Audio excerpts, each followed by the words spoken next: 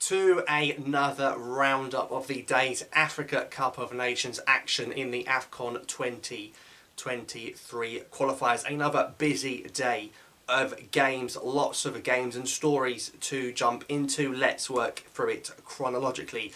Burundi 0, Cameroon 1. Cameroon's first game since, of course, that controversial Toko Ekambi late winner for Cameroon against Algeria, and it was that man that was the difference once again. A free kick from Toko Ekambi was the difference between Burundi and Cameroon, but I still think Burundi have a strong chance to make it, considering there's only 3 teams in that group and it's them two and Namibia still have to play Burundi away. But that game was actually played in Tanzania, funnily enough, where Algeria also beat them yesterday. So we've seen a lot of actual games move to different grounds in neutral locations, and like Morocco playing in Morocco all the time. Seemingly everyone wants to play in different nations. Now South Sudan played Mali, and Mali had to work for it. They were 1-0 down to South Sudan at half-time. What an effort. One of the lowest ranked nations in the world in the FIFA rankings, and South Sudan, they were going to get a point.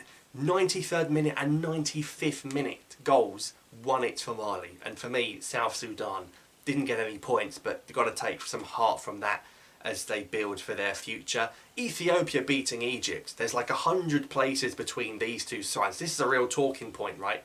Salah's getting named Player of the Year, while his team have just lost to Ethiopia. That's outrageous. That's got to be a massive shock. How have Egypt gone from being in the AFCON final, and I keep repeating it on this channel if you're a regular viewer, I'm getting it into your heads of how hard it is to win away in Africa, no matter who you are playing, no matter what players you've got. I know they didn't have Salah, but they had the likes of Monamorsh, all these guys, Gabaski in goal, who was such a hero at the tournament. Gabaski looked awful, and I have to say, without being rude, Ethiopia should have won the game about 7-0. Because they absolutely battered Egypt, and even though they made all those changes at half-time, taking Al-Solia off and all those sorts of things, didn't make a difference. Looks like Egypt are going to change their manager after just 2 games in charge, but if you watch a few videos back, Carlos Queiroz should never ever have departed that role. A guy that ultimately lost 2 penalty shootouts that could have easily gone his way. Egypt could have won that AFCON, made the World Cup, would have been very different. Penalties is ultimately a bit in terms of luck rather than skill. But I think Egypt will actually part way with this manager, and that group's so interesting now because all 4 teams in Egypt's group are on 3 points. Malawi have 3 points as well, so it's going to be very interesting, and that's because Guinea beat Malawi 1-0 today, the new Guinea, with Jarassi and Diakabi, but they left it very late. Who scored in the 91st minute for Guinea? Naby Keita, another late Liverpool goal in these AFCON qualifiers, so Guinea on 3 points as well. It's pretty much like that group hasn't started yet. It's going to be a 4-game shootout. It's going to be fascinating. Don't rule out Malawi with Mahango. Sao Tome and Principe did finally get to play an AFCON qualifier. They led Guinea-Bissau 1-0, sort of the derby of Portuguese-based countries. 1-0 up, Guinea-Bissau were losing to Sao Tome, and they ended up beating them by 5-1. Guinea-Bissau blow teams away in qualifying, do really well, sort of exceed expectations to make AFCONs. I mean, the past few AFCONs, but when they go to an AFCON, they don't really do anything. They won 5-1 today. Piketty with 2 assists. Remember that goal from Piketty when he just dribbled past the whole, I think, Cameroon team at AFCON a few years ago. But they've got some good players, Semedo and Madi Keta. They're building something good. They're going to Portuguese league, getting talent. That's really impressive from Guinea-Bissau.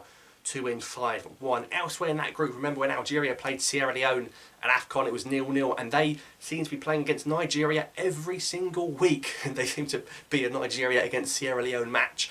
Sierra Leone 1-0 up, actually. It wasn't a great stadium. They were 1-0 up. They lost 2-1 ultimately, but Iwobi and Osimhen, we need to see more of Osimhen with Nigeria. Haven't seen enough at all. Don't think he went to AFCON. Need to see more of Osimhen because I think he will carry Nigeria forwards up front with his fire power. So 2-1 to Nigeria. They didn't draw 4-4 this time, but Sierra Leone will have some hope. We've got the likes of Stephen Corker, Osman Kaiko from QPR in the defence. And then Lesotho drew to Ivory Coast. That's another big shock again, around 100 places in the FIFA rankings between the 2 teams. And Ivory Coast did make a few changes.